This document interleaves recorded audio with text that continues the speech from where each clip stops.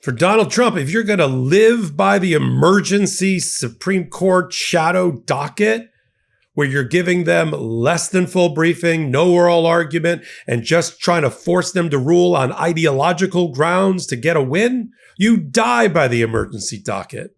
And recently, just 4 days ago, they tried to run back to the Supreme Court after they got what looked to be a win against Judge Murphy up in Massachusetts, who had issued an order, a preliminary injunction in April, in which he was trying to stop people being deported to third-party countries that weren't related to the person's identity, his immigration status, where he was born.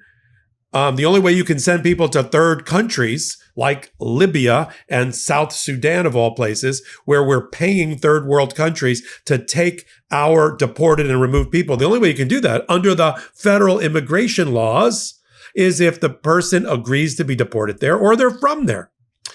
If they're going to a country they don't agree to, and then there's a whole other set of due process rights that have to be used. Well, Donald Trump whisked them off in the middle of the night to South Sudan and Libya. Murphy put a stop to it with an order and an injunction. And then the Supreme Court ruled. And we were devastated by the Supreme Court ruling. We said, this turns habeas corpus, this turns due process and Fifth Amendment rights upside down. It looks like a win for the Trump administration.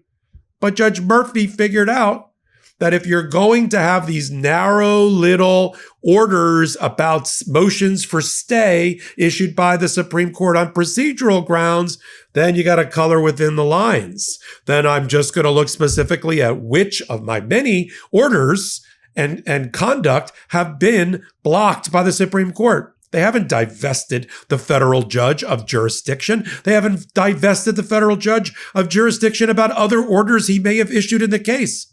And it just so happens he issued another order in the case a month later that was not subject to the United States Supreme Court ruling. And so Donald Trump ran back a motion for clarification. We have a defiance by a federal judge. And boy, does the Trump administration know about defiance and not following the rules. So they went and tried to tattletale on Judge Murphy to the United States Supreme Court. But what happened next, Popok? That's the subject of this hot take. You're on Legal AF. I'm Michael Popok. Take a moment.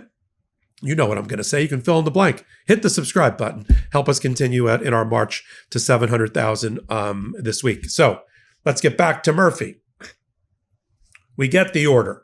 It's one paragraph. Why is it one paragraph? Because it wasn't on the merits. It wasn't on the issue particularly that Judge Murphy looked at, which was due process and notice rights have been violated by Donald Trump taking people away from federal jurisdiction in the middle of the night and sending them to the South Sudan or Libya or places like that. So I want that to stop. When Trump continued to send these people in the middle of the night without due process and Fifth Amendment rights, Judge Murphy held a hearing and said he believes we're getting close to contempt. And he issued a remedial order in May that was not the subject of the appeal. And that's on Donald Trump. They screwed up. They should have asked for a stay of the entire case while the entirety of the issues are resolved, but they didn't do that. You know, you live by the sword, you die by the sword. So the Supreme Court didn't say, Judge Murphy, everything you've done is wrong. Everything you've done that you're going to do in the future is wrong. We are actually going to take away your jurisdiction over this case. They didn't say anything like that. They said on the one decision by Judge Murphy, the temporary restraining order, we're going to lift it, the stay, while the case continues through a normal appellate process at the First Circuit Court of Appeals and maybe back to us at the U.S. Supreme Court. But as Justice Sotomayor noted in her Easter egg of her, I think, 15-page decision, her dissent, she said, well, the remedial orders of Judge Murphy were not addressed by the United States Supreme Court. And everybody sees those dissents on the Supreme Court as they issue their decision. So the 6-3 majority saw Justice Sotomayor's comments, did not make it one letter or piece of punctuation change in their order as a result. And so the Trump administration runs back to court, 5 days ago and begs for a clarification. They want the Supreme Court to add new language to the order that they obtained in the last minute, stampeding a complicit United States Supreme Court. They want them to change that order and tell Murphy, you can't enforce your May order, which was not the subject of the appeal. And now, time is up, okay? The term has ended. And by not ruling by the end of the term, I believe, I could be wrong, and if I am, I'll come back and tell you that I am, that they are done. They dropped all of their bombs. The Supreme Court dropped all of their opinions, including about birthright citizenship and nationwide injunctions and Planned Parenthood being cut off for funding and other funding cuts and book banning. They did all that. They're done. They're already out giving speeches. John Roberts is already out there trying to defend the legacy of the MAGA Supreme Court in speeches and in interviews before they go off on their junkets, primarily the Republicans appointed ones, to go to Europe and bask in Liechtenstein castles. I'm not making this up. And teach 1 hour a week and be given a giant stipend so they can vacation with their families. Before they did that, they dropped it. They're now done. The gate is shut. The only thing they're going to handle is emergency applications for appeal, which will happen over the summer. I predict at least 5 or 6 more emergency applications will come up to the United States Supreme Court, and they'll have to decide whether they're going to handle it on the papers or they're going to do full briefing and oral argument like about birthright citizenship. And that's the way the summer's going to play out, right? Until they get together in September, start planning their docket, their agenda for the first Monday in October when the court's new term opens. They are not going to be issuing any rulings on the motion for clarification. It has been denied because they haven't ruled on it. They don't feel the need, as I said in an earlier hot take, they don't see the need to clarify anything. And they're not going to step back in and clarify it, having already granted the Trump administration their stay, right? Their limited stay. They want Trump administration to color within the lines, and they don't believe that Judge Murphy has done anything wrong in Massachusetts. And if he has, then Trump can appeal that. If he feels he has to do an emergency application, he can do an emergency application and see if that ends up before the court if they're interested in that on their vacation. But the motion for clarification, as far as I'm concerned, is dead on arrival. I thought it was DOA when I read it.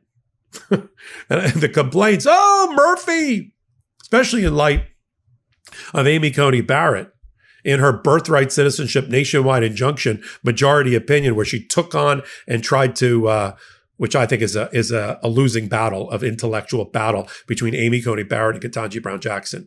I'll take Ketanji Brown Jackson every day and twice on Sunday in that battle, about the jurisprudential underpinnings of a decision to try to rein in a rogue president. Ketanji Brown Jackson every time. But even in there, Amy Coney Barrett, right, talked about the powers of a federal judge and the powers of a federal judge and the limited powers of a federal judge to make rulings about the parties in front of him.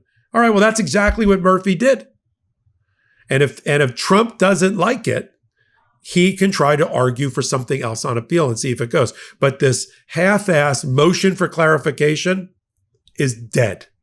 I'll continue to follow it all. What happens next in the case? And there's, just to leave it this way, I always like to have a human being connectivity to my hot takes. There are at least 8 people in Djibouti Air Force Base for the United States, out of Air Force Base in Djibouti, who are there because Murphy said, you stay there. You keep them on U.S. soil, which is ironic given the birthright citizenship that's now been imperiled by Donald Trump. But they're on U.S. soil, meaning they are subject to a federal court jurisdiction. We also have another federal judge considering this week, Judge Zinnes, whether she's going to order Abrego Garcia to come back to Maryland because he's out on bond and conditions related to his criminal indictment in Tennessee. Yes or no? So these are what federal judges are now struggling with in the aftermath, in the wake, if you will, of the United States Supreme Court series of decisions about immigration rights, due process rights, constitutional rights, and the rest. I'll follow it here on Legal AF. Take a moment, hit the free subscribe button. It really does help. We got Legal AF, the podcast. That's Wednesdays and Saturdays at 8 p.m. Eastern time. We got Legal AF, the Substack.